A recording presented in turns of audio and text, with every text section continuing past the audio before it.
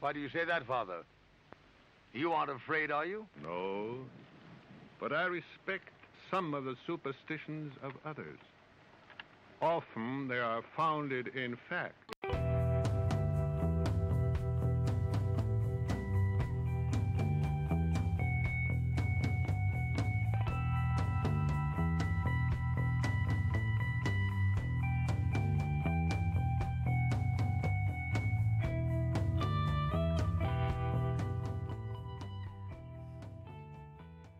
Broadcasting live from our Sanctum Sanctorum in Venice, California. I'm Krista. I'm Kristen. And we are the Sixth Sense Society. Good evening and welcome to another episode of the Sixth Sense Society. Tonight we are going to share with you our thoughts about our favorite topic, which is tarot. All three of us are going to pipe in, and a little bit about its history because we think that's important too. But first we will go over some of the cosmic weather for this week. Tonight we have, auspiciously, I think, a balsamic moon in the sign of Aquarius. And if you remember, we talked about the balsamic moon being a time of seeding things into the dark. And Michael and I both were born under the balsamic moon, so we feel this is a good time to be disseminating some of our knowledge and information, and also because Aquarius has unusual ideas. Mm-hmm. And then tomorrow is actually the new moon in Aquarius. It's 15 degrees, 45 minutes of Aquarius at 1:04 p.m. Pacific time. And Venus will go into Capricorn at 4 a.m. It's going to be 0 degrees, 38 minutes at that moment. And finally, what I wanted to say also is we have the Chinese New Year on Tuesday, February 5th, which we mentioned in our New Year's show. It's also the Tibetan New Year, which is called Losar, the same day. They're not always the same day, but this year they are. This is going to be the year of the Earth Pig. And I don't know much about the pig, but the little bit I know is evidently they're supposed to be very friendly and social. And this is supposed to be a good financial year for people, and also getting involved with groups and friendships. I did note a couple of about 5 famous pigs. They may not be earth pigs, but I thought they were all kind of an interesting mix. One is Mozart, Meatloaf, Stephen King, Simon Cowell, who we really like watching, and Hillary Clinton. So just a little mix of some of the famous pigs of the world. Well, pigs are represented by loyalty and wealth and good times and pleasure, if you think about pigs and some of their lighter aspects. And so I think it's interesting with Uranus going into Taurus. And Taurus being that fixed earth about value. One thing that we value is money. And I know that a lot of people are predicting a lot of things going on with just our financial systems while Uranus is going to be transiting for 7 years in Taurus. And I just think that, you know, when a big transit like that happens, I think that, and to note that it's been in Taurus, it retrograded back into Aries and now making its final journey through Aries this month, and our final lessons that we've each been getting with that. It's always like a kind of like a big kind of sort of like the things that are going on when a transit like that is starting, I think are very telling about what the entire transit might be like. And I think the fact that the pig, which is all about getting down into the ground and the dirt and enjoying and working, but also, you know, the shadow aspects of maybe being a little bit too lazy or too greedy or too into enjoying without any meaning behind it, without you know, the purpose of enjoying, which can be very balanced when it's done in a way that's kind of I feel when you're relaxing and it's meaniful to you is what I'm trying to say. But when it's sort of like always being relaxing to the selfishness of others around you, that's a shadow aspect. But I digress. That's all I'm right. getting into the pig here. I think it's all interesting cool. it's very interesting how it all kind of collides together, and there's a through line with astrology and all these things that are happening all together. Yeah, if absolutely. you look at them. And then I think you wanted to talk a little about Imbolc. I did. You know, Imbolc, which is in the, you know, the witch's calendar of Imbolc. So happy Imbolc to those who are celebrating. Imbolc is midwinter, and 6 weeks from now it'll be spring, and I had some channeled messages kind of come through in meditation. I've been doing a lot of reading about Imbolc and reading some articles and marinating on it and meditating on it. And I feel it's been a very difficult last 6 months for a lot of people. As people that I do readings for, people that I do my friends for, my friends in my life, what they're going through, family members. There seems to have been something with all these retrogrades, and I know that I talk about it a lot, but it was a time where I think there was a lot of profound change and transformation going on for a lot of people, depending on where it was hitting your chart. So it could have been the entire period for some people, and to those of you, congratulations on making through it. But it could also have been happening to you in certain timelines, depending on when the planets were hitting your chart and what retrograde was happening at that time. But I feel like with this particular Imbolc, there's a certain we've hit the peak of winter, the peak of death is how I'm putting it. Let it fall. Let the things fall that want to go from your life. We have this period of time between now and the spring equinox to really let what needs to die. Some doors have closed, some others have opened. And I think it's very meaningful to kind of be able to let go. And I think, to me, that's what Imbolc is kind of talking to me about this particular year, after everything that's gone on up in our skies over the last, at the end of 2018 into 2019. A lot of us felt like the dust hadn't quite settled yet, especially with these big eclipses that happened. So I just feel like this particular midwinter, this particular Imbolc is really a great time to just embrace the new. To really allow yourself to look forward to the spring without going back into what has maybe been cut out or what has died off, but to really embrace the flowers that are going to be peeking out of the earth soon, and to use that as a symbol for what's going to be coming out. What do you want to nurture for the spring coming up, so to speak? So yes, that's what I want to say. Cool. Yeah. Well, thank you. And before we go on to our topic, Michael, did you want to talk about the shows coming up? Yeah, we have some really great stuff coming up over the next little while. And I'm working on some really cool shows for March. So I'm not quite prepared to let you guys in on what that is just yet, but they're going to be kind of fun, and I'm pretty excited. And hopefully next week or so, once I have everything firmed up, we'll go over that. But next week, of course, is our Valentine's show, all things relationships. And we'll have our guest, Brad Cronin, here, who's an astrologer and author. And we're going to share with you all of our insights about what it takes to find a good relationship and keep a good relationship and not drive each other crazy and stuff like that. So hopefully you guys will tune in and have some fun with that. The following week, again, our good friend Jim McGrath will be back, Reverend Jim McGrath, and the symbolism and history of the Holy Trinity. And I'm super excited about that show, too, because, first of all, it's just fun having Jim. He's just such a great guy. But I think also it's such a big part of so many spiritual traditions and religions, the Trinity, and I'm really looking forward to hearing what his thoughts are on that. So that should be exciting. And then we're going to end the month with Krista's dad, with George Schwimmer. And he will be our first phone guest from New Mexico. And he's going to talk about past life regressions and Edgar Casey's work in particular with that. And he's been involved with past life regression work for decades. So I think that's going to be a really exciting show too, and really fascinating. So lots of great stuff coming up. You guys can find out all the information on our website on sixthsensesociety.com. So please check that out. And we always make announcements there. We post some really cool articles I run across on our journal. So make use of it and have fun with it. And if any of you guys want suggestions for future topics, drop us a line. And who knows, we may just know somebody that's an expert and we can get on. But we're having fun with it. So I'm looking forward to tonight, obviously, because Krista and I and Kristen all, heavily are passionate about the tarot. And I think that it's a subject that tarot's never quite not popular. I think it's been around for a long time for a reason. And I'm sure some of what we say will probably be a little controversial because we have our own way of looking at things. But we'll share with you our insights, and we'll have a great show. So back to you, Krista. All right. So I'm going to try and keep this brief, but keeping the tarot's history brief is a big task. So it is important. I'll kind of tie it up at the end.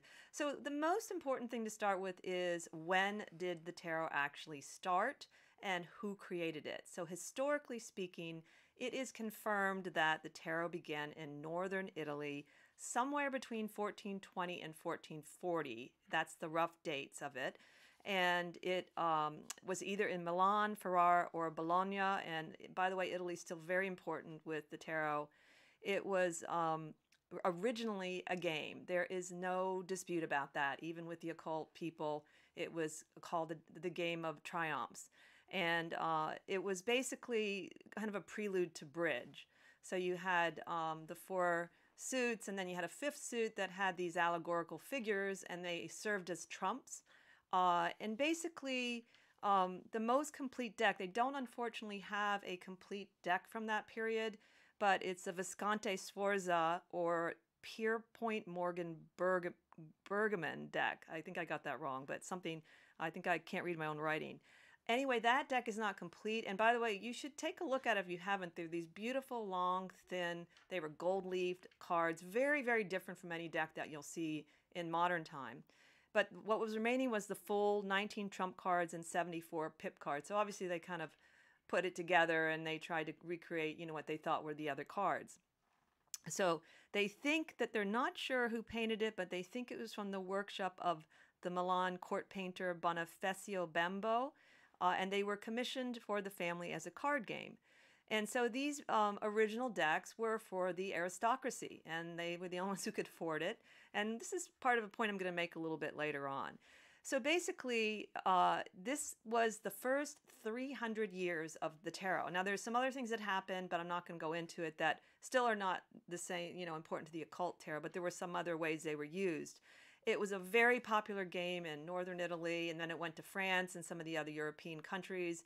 And then I think you can still play it. I tried to play it one time to find the rules, but I couldn't quite get the exact rules. And I guess there are different ways to play the game.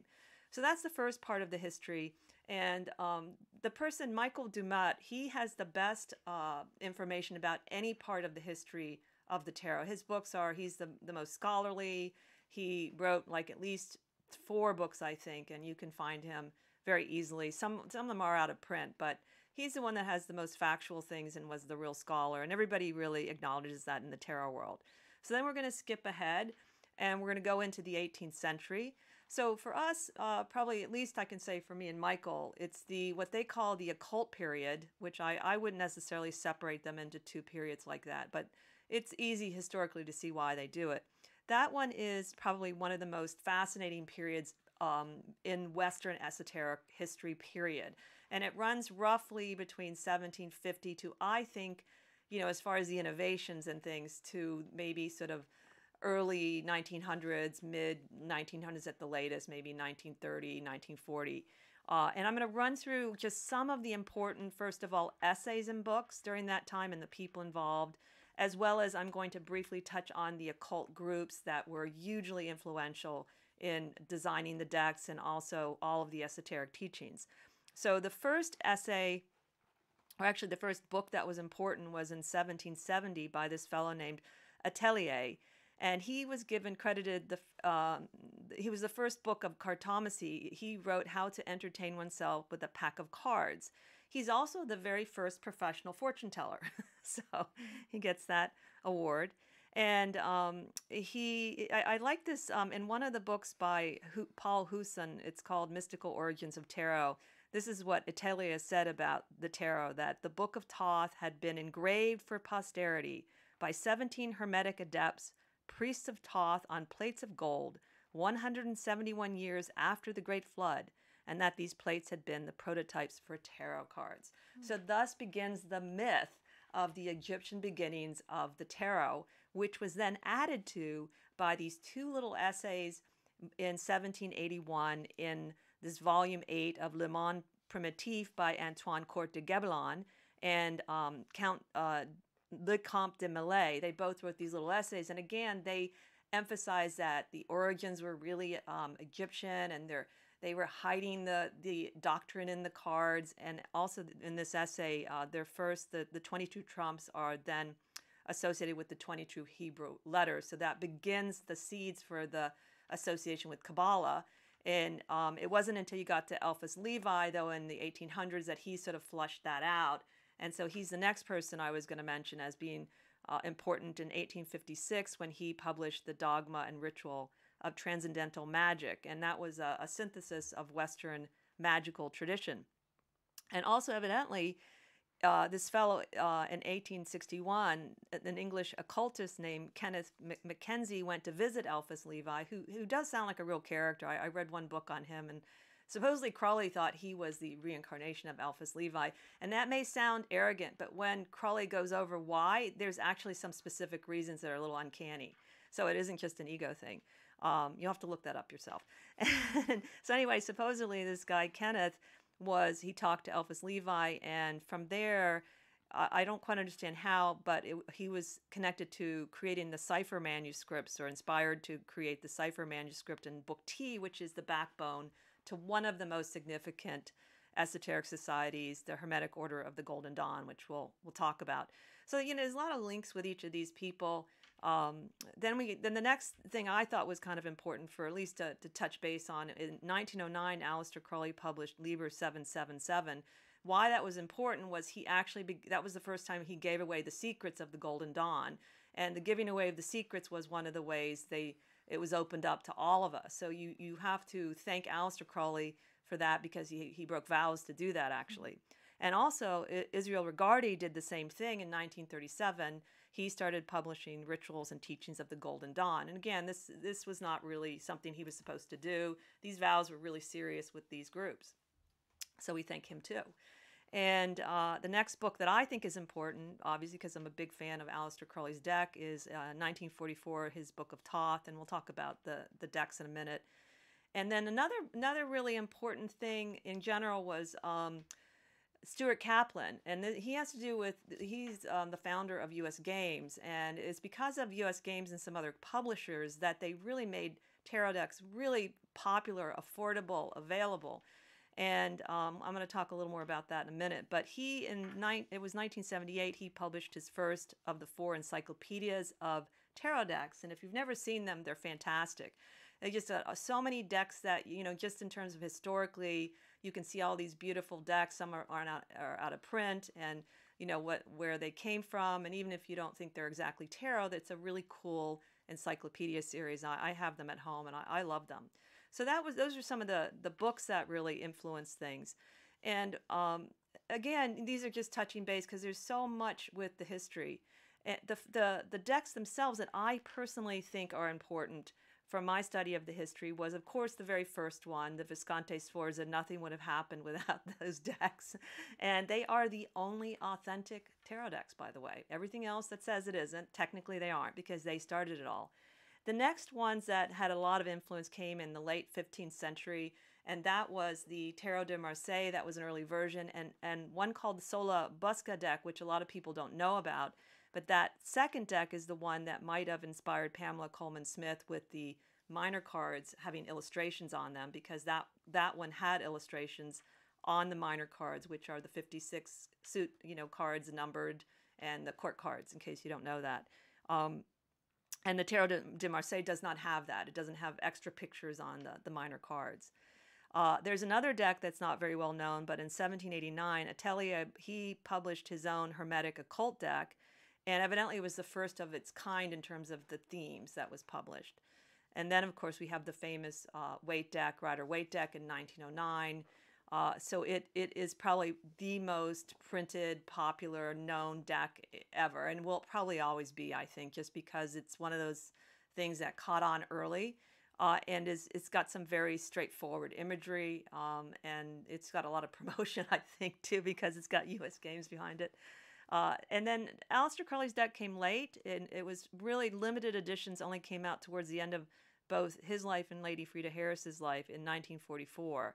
And it wasn't until, I guess, 1970 that it really got published in a good way for the rest of the world to see on a larger scale. So Aleister Crowley's deck, with Lady Frida Harris painting it, came out late in the game in some ways. So those are the decks.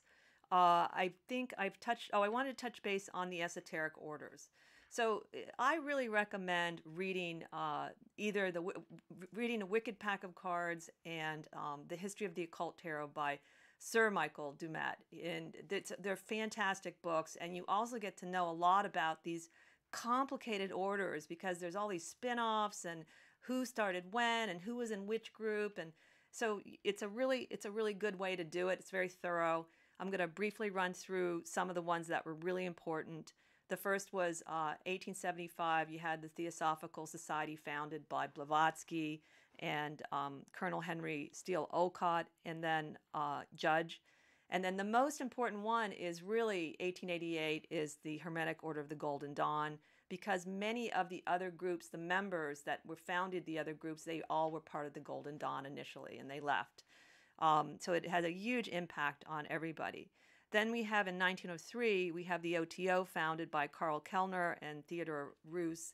And of course, Aleister Crowley joins them later and becomes the most infamous member of the OTO. But he started his own group with George Cecil Jones in 1907, AA. And I don't know what that stands for. There's different, I guess there are different variations of what the AA means. So I'm not quite sure what it is. And neither are most people. So I'm not in the dark.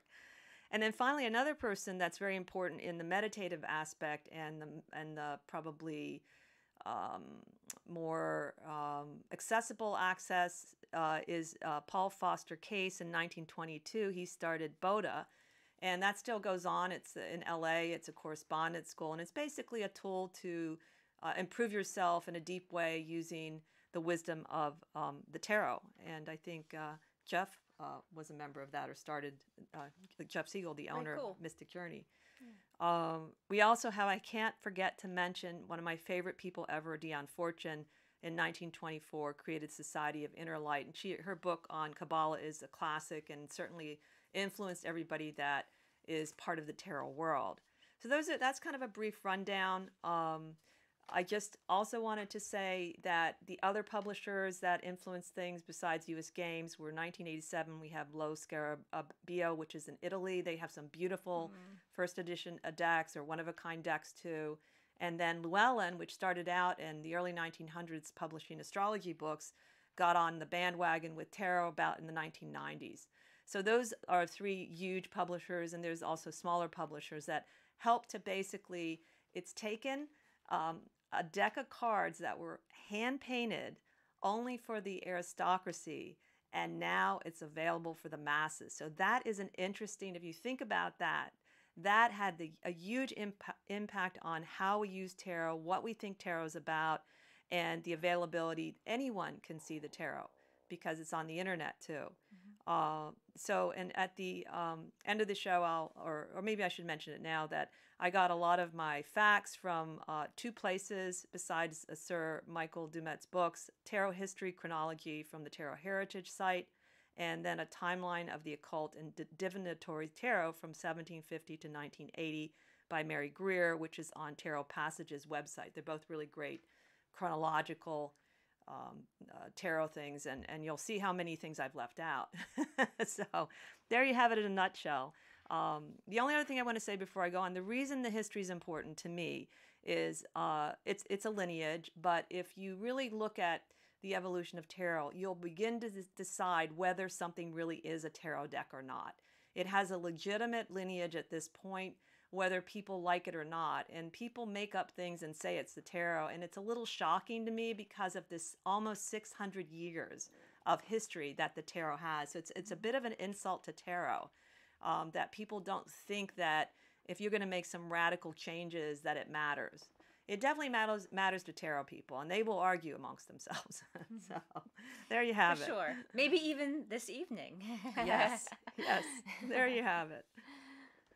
So, Michael, I thought you could start with some of your thoughts about the tarot, whether you want to start with your experiences or if you want to talk about what you think about certain aspects of the tarot. Well, I think that the most important thing for me really is the connection with tarot and Qabalah. And to me, unfortunately, a lot of readers don't bother to even look at the Qabalah, and the tarot is so intertwined with that, whether that was intentional or not. It certainly is at this point because, Crowley and the Golden Dawn and all these folks have made that connection very strongly. And I think when you don't study it in connection with Qabalah, now, just to be clear to people, there are three spellings of Qabalah, one with a C and one with a Q and one with a K. And the things that you find tarot under is the Q one. The C Qabalah was a Christian Qabalah, which doesn't even exist anymore, barely. The K Qabalah is classical Judaic Qabalah, which really frowns on divination and astrology and tarot and things like that. It's just a very, very, precise Kabbalah based on their teachings. And then the Q Kabbalah, which is basically the basis of it, the Hebrew mysticism, but layered on top of that, the astrology and all these other things, which is really the path that we study as the occult. So I think that unfortunately, many people in our country, and I don't know if it's elsewhere, but certainly here in LA, have a tendency to interpret everything incredibly literally. And so whether it's the words on the cards that they interpret literally or the images, and unfortunately the cards are not literal, they're a metaphor. And if you don't understand the philosophy, you don't understand those deeper teachings, the images and the words can be entirely misleading. And I think that the reason for that was the people that did break their vows of secrecy, I think they wanted to hide things in plain sight. So they chose words and images that if you were an initiate and you understood the teachings, it just kind of reinforced that. But if you were profane and you didn't, it would just kind of take you in the wrong direction. So, and there's so many examples of that, in terms of how we look at it. I should mention that probably the most influential book for Krista and I was the Book of Thoth, the book by Crowley. And I always tell people it's an important work, and I think if you're going to be a serious student of tarot, it's important to read through it. The good news, it's by Crowley. The bad news, it's by Crowley. So again, a lot of riddle and metaphor, and it took us probably 2 years to figure out what the heck he was talking about. But once you get it, going to other books on tarot, it's like going from Harvard to first grade. It's just, his book is just so amazing in terms of the insights. And we definitely wouldn't be the readers we are today without that influential work. So I encourage everybody, even though it seems daunting, to try at least to pick it up and give it a go and try and get through that. But, we can talk about some of the cards. And I know Kristen also works with the tarot, so let's see what she has in terms of thoughts about it as well. Something that I really felt it was important to talk about, my contribution to this, and perhaps this is coming from my Aquarius moon, that I think it's important to study the lineage, to honor what's come before us, but I also think it's important to honor yourself as a reader, and to not be afraid to read your tarot. So, and your instincts and your intuition is a part of it. And your deck is your deck. So I think, and I think that, with Michael and Krista, we'll talk a lot today about some, untraditional ways of maybe seeing some of the cards that are actually quite profound, and they find that they get very high predictions from doing it that way. And I really do want to just emphasize that nothing is more important than your own, what your heart is telling you, from what your gut is telling you, from what your own intuition is asking you to follow. And I think that sometimes your intuition may ask you to follow a path that maybe a lot of other people aren't taking. And that's okay. And to stand firm in what's your deck? What does that card mean to you when it comes up? And if you find that it's not the answer that you found in some book that's really popular that everybody's reading, and you should read books, and you should read the Book of Thoth, and you should read Rachel Pollack, even if you read one and you think that's horrible and I like the other one, or I like this one but not that one. Whatever books you want to read, I think it does boil down to where your path in tarot is. And so if a certain deck of cards speaks to you, like I know that I love the Thoth deck, but a lot of times when I pull it out, it can be intimidating to people. It's not about what other people think. It's about what you think. And after all the studying is done, and you've read the books and gone to the workshops and researched the lineage and spent the time and the care and the effort and the love putting into looking at it, it comes down to trusting your own intuition. Have I said that 6 times? Trust your own intuition. And I think they go together because honestly, I didn't know anything about the history of the tarot. There wasn't as much available, actually. Right. And when I started researching, unfortunately, it wasn't there. And honestly, you don't need to know anything technically. I think I wanted to clear it up, though, because it is a system. Whether you want to agree with it or not, you can work with the tarot as a tool. And you can say, I'm on the school of the Tarot of Marseille, and I like that system. I like the Thoth system. And if you don't use it as the tool, you're not wrong. You're just not availing yourself of magnificent information. Because I can tell you right now, I did both. I worked with no Qabalah. I worked with no lineage. I worked with reverse cards. And when I first started, and I am such a better reader now that I know the information. But like Kristen said, I have made it my own. Michael and I have made it our own. But at the same time, I personally don't think most people use the tarot as a tool and as a psychic thing together enough. Like you'll have the people that are kind of intellectual with the tarot, but they're not really using their own thoughts, like you're saying. Right. They're memorizing. By the way, I don't like half the books out there, and because they haven't advanced the tarot in knowledge. So I don't like that. And a lot of it is based on, pictures that were drawn a long time ago. And we do need to kind of modernize. Well, what does that mean now in 2019 going on 2020 as well? There's no need to stay stuck in the meaning of something that was a long time ago. You can certainly honor it. But okay, that's what it used to mean. How do we then adapt that same lineage to the fact that it's now 2019? Right. What do you think, Michael? Yeah, I think that that's valid, and certainly I think that there's so many layers to the tarot. And I think that, unfortunately, again, I hear people kind of almost put it down. Oh, do you just read the tarot? Or, but you don't understand what that's like. I mean, the study that we've put into it is like saying you just do brain surgery. Yes, we do. And so it's an amazing tool, and I think that to understand it. But I think that the most important thing, and especially to anyone new starting out, please understand there's no such thing as a bad tarot card. There's no such thing as a good tarot card. They're all just different energies and understanding how to use them. And we had a friend of ours actually say to Krista, before the show, oh, those dreaded 8s or something.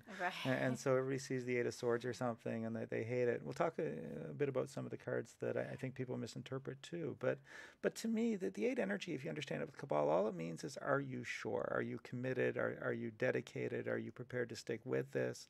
And the thing you can't afford with an 8 energy is to go forward with trepidation, with uncertainty, 1 foot in, 1 foot out, and fears and so forth. And so it's really that idea of commitment, and it's actually a card of marriage, the 8 of Swords, in the sense that I'm going to stick with this.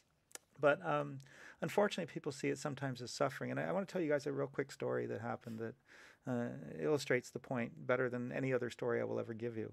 It was a lady I read for one night that was dressed very simply in a plaid jacket, not a lot of jewelry or anything. And I thought, I'm looking at the cards, and this poor person works, all this 8 energies and 5 energies and all this left-hand pillar stuff. And I'm thinking, this poor person works 20 hours a day, 7 days a week. She's got to be a starving artist. And I didn't really want to charge her for the reading in case she couldn't afford it. And she said she would pay. And I said she didn't have to, and she paid anyway, and I felt a little guilty. And on the way out the door, somebody recognized her and said, Miss Lennox, can I get your autograph? It was Annie Lennox I was reading for, the singer. And judging from the size of the stretch limousine that picked her up, she could probably afford the reading too. But I realized, that's where I learned about the 8s, was that she is not interested in doing karaoke. If I'm doing it, I'm all in. And I have no doubts and no uncertainty, and I'm committed and dedicated to this path of music. And, she's done okay. So it's not always suffering, and it's not always struggle. So please try and look at the cards in balance and don't see them as entirely good or bad. It's how you apply the energy, it's understanding the energy, and making it work, so to speak. So I think that's one of the most important things. Well, that's because the imagery on the left-hand path of almost all the minor cards has a dark energy. Like that's where people literally interpret the 5 of Cups, the 8 of Cups, the 3 of Swords. You should see how people look at that. Sometimes they, oh my God, they look at that without even thinking what the imagery is.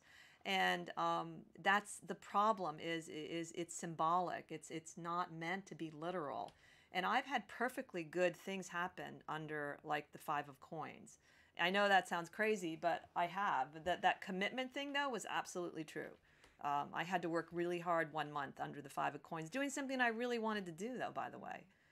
I think, when you're finding your own way here, when you're getting into the tarot, the way I want to put it is this way. It's like being a little bit pregnant. You can't start reading cards and like, well, I think it might be this, or I think it might be that, or this book said it was this, but my intuition says that. One of the reasons why Krista is an excellent card reader is because you really believe in your system.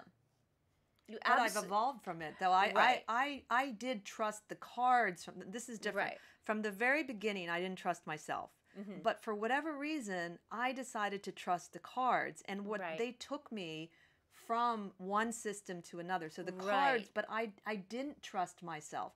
Right. And intuition is important, but again, are we using it as a tool? Or which you can use it as a sounding psychic sounding board because they're so visual. You can use it to stimulate your intuition, but I just feel you're missing out on the tool itself.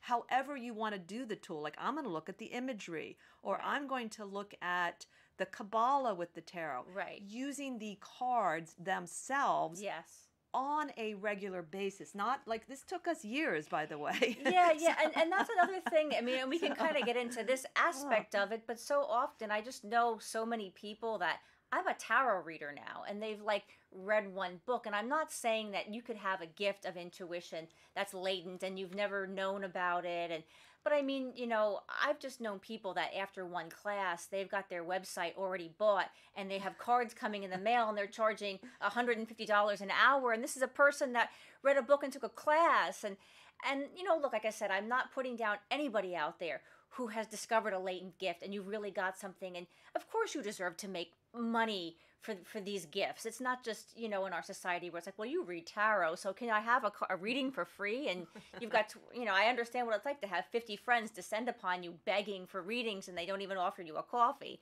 But at the same time, it's not a joke. It's not something that you just do. I mean, you certainly can just do it for fun for yourself or for your friends, but when people are coming to you for guidance, it's really important that you feel like you really devised a system for yourself, something that you truly believe in, that when you look at those cards, you're trusting those cards. And I think that's beautiful, that what you said about, I didn't trust myself fully because you were still developing, but you trusted the cards. And that's incredible. And they can support you. I mean, Michael will tell you that, and they teach you, like they literally teach you. Like, so I think eventually we may all come to some basic truths if we let ourselves follow the path. I would like Michael to talk a little bit more on some of the most demonized cards, because we have some very unique perspectives on it, which actually hold out with practice. Sure. A couple in particular, the Nine of Swords. There are a couple of cards. Whenever I pick up a book on the tarot, I flip to immediately just to see if the person has any small awareness of what they actually mean. And generally speaking, some do, most don't. But the Nine of Swords, if you look at it Kabbalistically, it resides on the center pillar. The center pillar is the pillar of the divine. So it's something that is in connection with God's will or the divine energy. The lower down something is, the 9 is very near the root of the tree, the more manifest. So it's not just an idea, it's an actual experience. Swords are to do or to experience. It's something an action sort of energy, if you will. But it's something real, something manifest. So if you put all that together Kabbalistically, all the Nine of Swords means is to do what's necessary or to do what's best. Now the reason it's often called cruelty, and here we get into the metaphor part again, is that it means you have to detach your emotions. It's not whether it makes you happy or sad. It's not whether you like it or not. You just simply have to do what needs to be done, the right thing. But in theory, when you also want to do the right thing, do what's best. So there is a comfort in that card that says if you're going through something difficult, please know that this is not without purpose, that it's something that needs to happen for some greater reason. And if you're doing something that you enjoy, then, sober up a little bit, because this is also important. Don't forget about that, So it's kind of makes things very relevant, that energy. So that's one in particular that I think a lot of people misunderstand. The Death card was another one. When we first started reading the tarot, and we're looking at what people have to say, and we're looking at the Qabalah, and the Tree of Life is so important. You have to know which card relates to which pathway, because it's the orientation on the tree of life that really gives you so much of their meaning. So we're looking at this as being transition or change. I'm looking at it saying, but it can't be. It's not at the position of ending or beginning, and that's where change happens. It's halfway through. And then Krista found a reference in a book somewhere that the word itself, death, was a mistranslation. The actual word would have been mortality. That makes total sense when you look at it Kabbalistically, because what it means is that you don't feel like you have time to waste. That clock is ticking. It's time to get on with things. So whenever you feel that urgency, a deadline to meet, or that I don't want to wait any longer for something to happen, we sort of start forcing the issue. That's the death card. It just means that moments are precious and that time is fleeting, and we have that sense of passion and urgency about wanting to act. And that's all that card really means. And then the other one that connects to that, which Krista knows all too well people are scared of, is the tower. I think love it's dreaded fantastic. tower. I love. It's nothing like a good tower. When you need a tower, nothing like a good tower. Yeah, Don't be absolutely. afraid. And the tower, there are 3 cards in the tarot that delineate the creative process. There's the Empress, and there's the Strength card, or Lust in Crowley's deck, and the Tower. The Empress is desire. Once we have a desire, we discover the desire to read the tarot, or the desire to do something. So we start with that beginning desire, that primal desire, which is what the Empress is. The second stage of creation, the Strength card, or Lust, is to establish then one's intent. How badly do you lust after this? How badly do you want it? Are you going to do it now? Are you going to do it later? What is the level of your passion that relates to doing this? So you have to establish that intent.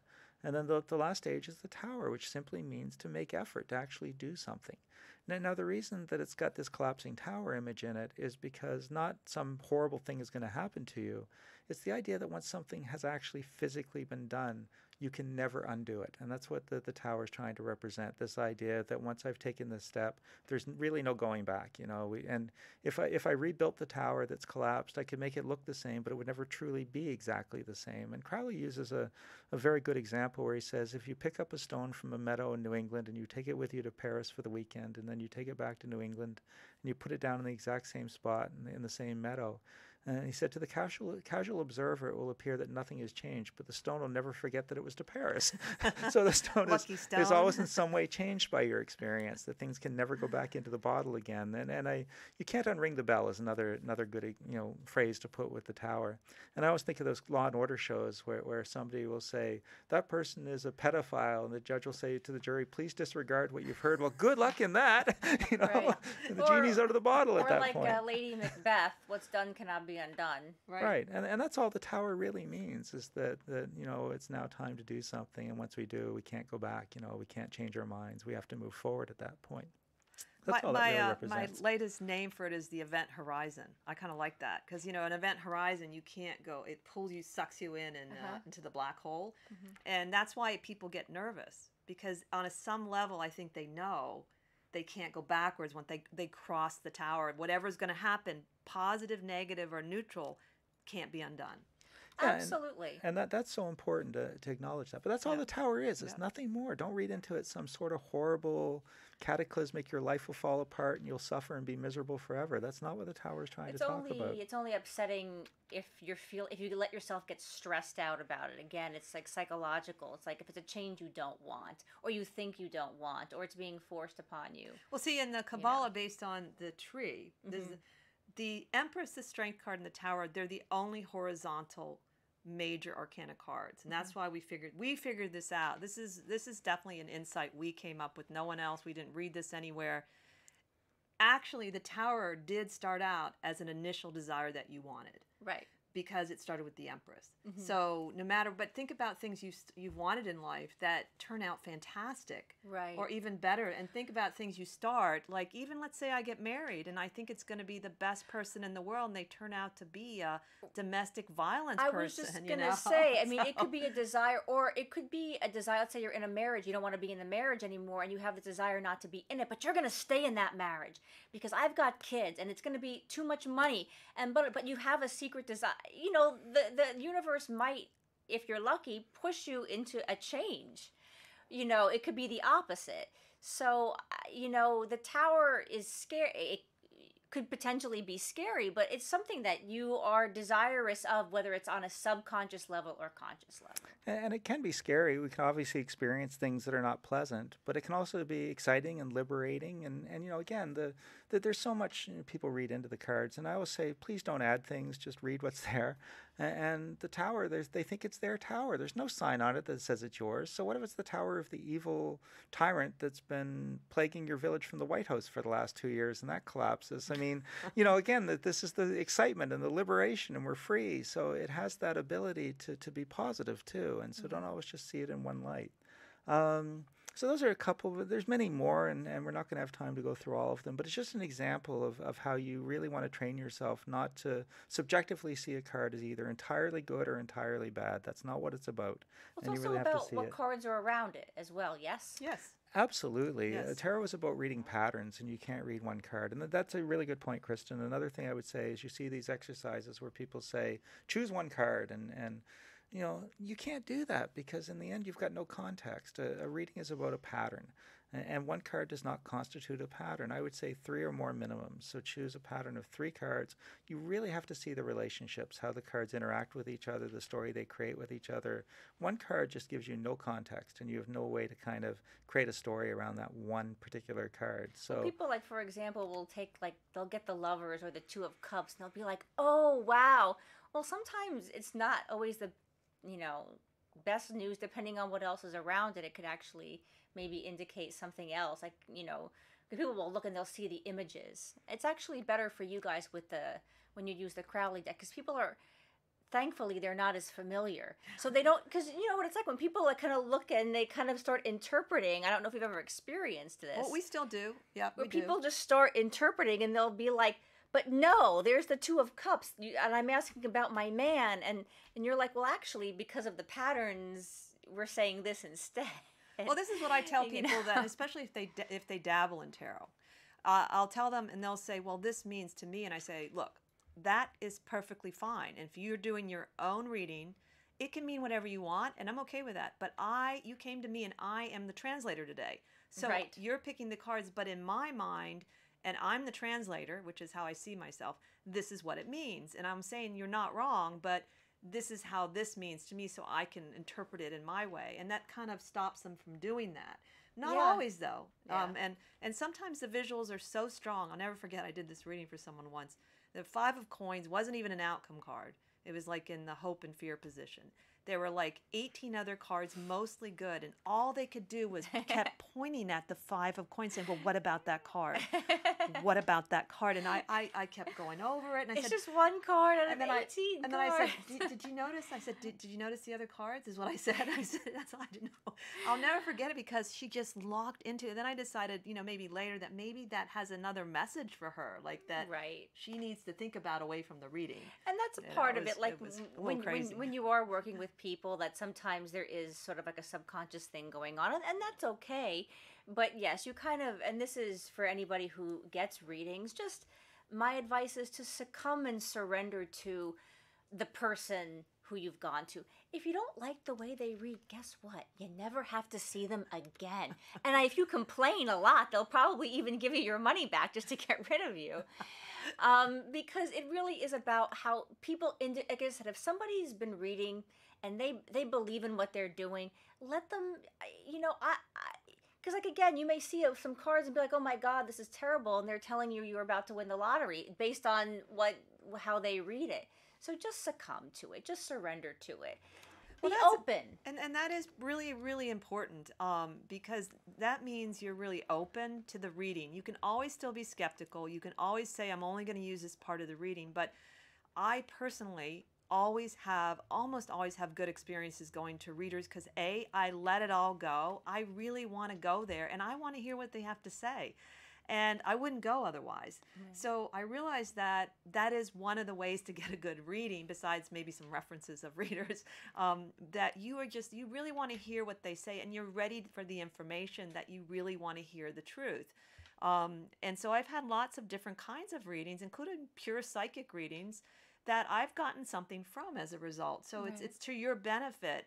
That again, you can still be skeptical, and you don't have to believe everything or take all of the advice, but I can tell you it's a very pleasant experience to go to someone else and just let Yeah. it go and really Yeah. trust that you're there for a reason and you're going to get, the information you need. There's a couple other things I wanted to touch on quick because I know time is fleeting. I'm a Rocky Horror Picture Show fan, so just so you guys know. But just some advice for people starting out. And, again, Krista and I, if you're a brand new reader and you haven't been doing it very long, stay the hell away from bookstores. Don't want to read at a bookstore because there's a level of expectation. You can get into politics with the other readers, and you don't really need that when you're starting out. Krista and I, the best time we ever had doing readings, I swear to God, was back in Halifax in Nova Scotia. It was the summertime, and there was a little waterfront area where there are all these restaurants and pubs, and it was a historic area where the buildings were all from the 1800s. And there was a little grassy knoll there right by the harbor and with a little retaining wall. And so we got these pieces of plywood and we covered them with really nice fabric. And we would take some candles and a little sign that said readings, $20 or something. It was $10. Or $10. And we would sit there at 6:30 in the evening and we'd have a line of people until 2 o'clock in the morning. And we'd always leave with a couple $100 in our pocket. And it was amazing. It was fun. People were in a good mood. And there's so many places you can do readings, but use your imagination. Try not to as a new reader, jump right into one and sort of, knock heads with some of the old grisly veteran readers that we see out there that can be cantankerous. And, find a place where it's safe, where you don't have to charge a fortune, where people are relaxed. And you're going to learn a whole lot more that way and have a much more enjoyable experience. And these days, there are coffee shops, or we've read at our friends' restaurants. There are so many places that are very open to doing it. So don't immediately think you have to rush to a bookstore. You can read here on YouTube. Yeah, and that's absolutely. a safe way to kind of just do your thing. You don't even have to. A lot of people don't even offer services. They're just doing it as a service. And as Kristen said, don't feel like you want to start out by charging $150 an hour when you've been reading tarot for 3 months. And we started, like Krista said, $10 a reading. That way people, if it wasn't the best reading, they weren't entirely disappointed. It was $10. You're not going to get a lot of grief. It doesn't put a lot of pressure on you, and we still did great. We did a lot of fun with it. So, and we could tell you more stories about that. But that's one of the things. Now, in terms of quality of reading, sure. Often you started and you're just into it, and your quality of reading is not going to be the same as we've been doing this 23 years. So obviously, between, I know all of us, the three of us here, we've done probably 50, 60,000 readings. So again, obviously we've learned something along the way. But in the beginning, we didn't know friggin' anything either. We were starting out. And I saw a wonderful interview with Joe Walsh, and he of the Eagles, a really good guitar player. And he said, back in the day when I first started, he said, man, I sucked. And he said, and it was totally okay with me because I knew to be really good at something, you had to start by sucking first. And that's where we all begin. So don't see that as a negative. But again, don't, as Kristen said, don't start making it worse by charging somebody $150 when you suck, But get experience and find some place where you can do a lot of readings and sure, charge $10-20. Nobody will bat an eye, and you'll have lots of people will tell you when you're right and when you're wrong and help you to gain that foothold and that experience, and your readings will grow. And again, 3 or 4 years in, we were looking at the readings we were doing when we first started saying, damn, I can't believe we were charging money for that. We've grown so much as readers over that period of time. But I think that the best growth you get is by just jumping in and working with the tarot. And I think at some point the rubber has to meet the road, and you have to work with it in order to really comprehend it. But you're going to find that it will unlock its mysteries continually. And even to this day, after 23 years of working with it, occasionally I'll see something in a slightly different light that I hadn't seen in that card before. Not every day like it was in the beginning, because every day everything was a revelation in the beginning. But still, every once in a while, a little nuance, a little something in that card that I hadn't quite seen before. Mm-hmm. And you're still going to get that even after all these years. So I guess that's most of my thoughts with it. So I'm going to get back to finishing the tech part of this show, and you guys can knock it out of the park and have fun with the rest of the show, guys. Well, yeah, go ahead. I just want to mention that if you are wanting to get a reading at a very trustworthy place, Mystic Journey, if you don't live in Los Angeles, you can get a phone reading from anywhere in the world, wherever you're listening to us in America or anywhere in the world. You can talk with Michael or Krista by just going to the Mystic Journey bookstore.com or their website, Sixth Sense Society, and you can get a reading for them on Skype or in person, either one of those two places. If you do happen to be in Los Angeles, I am giving free mini readings at Mystic Journey Crystals Nice. This coming Friday the 13th. Is it Friday the 13th? No, I'm getting this totally wrong. This Friday it's before the Valentine's Day. So, because what is it? Today is... I think because it's next Friday is this, next Saturday is the 6th, so I think it's the 15th. Okay. No, So this one would be coming up. This one is going to be the 8th. Oh, that was completely wrong. 15th will be the one after this Yeah. one. The 8th, I will be doing free mini readings. Okay, we got it straight though. That's You're in like, time. do we really want to go have a reading with a woman that doesn't even know her date? No, that has nothing to do with readings. But they're free, and they're at. You can come to the launch party over at Mystic Journey Crystal. Jen and Seth of Dynasty Electric. They're doing a launch party at their sound bath that they do every single Friday, so you can get a beautiful 1-hour sound bath. It's their launch party. You can hear all about their albums that are coming out, their sound bath albums, and I'll be doing free mini readings after. So definitely, if you're in town, check that out, or go to the sixthsensesociety.com or mysticjourney.com to get Michael and Krista reading with Michael and Krista. Thanks for that. Thanks for the pitch. One thing I wanted to say about doing a lot of readings, you can do a lot of daily, like every day use the cards, but try to do something different. The problem is where it gets to be a problem is when people ask the same question. But you could do like every day, what's my day going to be like? Just the more you use the cards, it does help you to see things and get your feeling for the imagery. And so I think that the main thing in the beginning is to do a lot of readings. Asking about your boyfriend every single day, I promise, is not going to make him call you any faster. I wish it would. But. Well, it's even the exact same way of approaching, which is a whole other topic, is when you do ask a question, it can be a profound thing to ask the right question to the cards. I have a whole theory about that. Yes. Again, because I've done so many readings, you start to see some unusual things happen. And that is one of the great things about being a professional reader is I've got to meet people I wouldn't have met, and you test out your theory and see what really holds and what really won't hold, at least with a lot of people, and people, by the way, from different walks of life, different cultures, and even different incomes. Because we've done, free readings and things. I did a reading for a homeless person once, so, and obviously I didn't charge him for that. And Michael has too when he worked on the boardwalk. So doing a lot of readings helps you get your muscle up. I am a bit stubborn about the idea, only because I'm fighting the notion that Michael said earlier is tarot really does matter. It's okay to say, I am a tarot reader, and that's all I do, and be proud of it. I have been said, people, oh, do you only just read the tarot? Or some psychics say, I don't use a tool, like they are better than I am. And honestly, I've met some pretty lousy psychics, and I've met some really good ones. It isn't that. And I've met people that use their tools great and not so great. But to put it down like that without even knowing that the incredible, brilliant people, by the way, that helped evolve the tarot, it's really shameful. And if you do that, I think you really should take a look at yourself. Because it's I'm standing up for the tarot because it has helped me grow more psychically and more deeply than I personally would have grown on my own. I know that for a fact. And especially tied in with Qabalah. I'm grateful for all the lineage of people that have made that information available to us. It very much is like a counseling. It can really be that. Sure. And sometimes it can be just, I want a quick question about something, but you really can get very esoteric. You really can go into the subconscious. You really can work on yourself as a spiritual tool. Very much like the way some people might pray or go to church.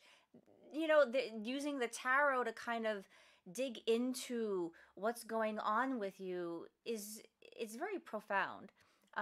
It's a wonderful, wonderful tool. It's not just about am I gonna get married? You can, and those are fun, wonderful questions, and I ask them myself. But you can also ask why, some more the deeper questions about what's going on. Why did I think that way? And you'd be surprised at, for less than half the money you could get more than going to your therapist for a year, right? Getting a tarot card reading. And I certainly having worked with Krista lately on some things, I feel that way about the counseling. And I know that's a big word to say about it, but it really is like spiritual counseling when you go that deep with it. Sure. Really, there's so much more I would like to say, and maybe we will another show. And thank you all for listening and joining us again. Don't forget to like us and go to our website, sixthsensesociety.com, and have a wonderful week. Please like, share, subscribe, join the family. Thank you. Thank you. Good night.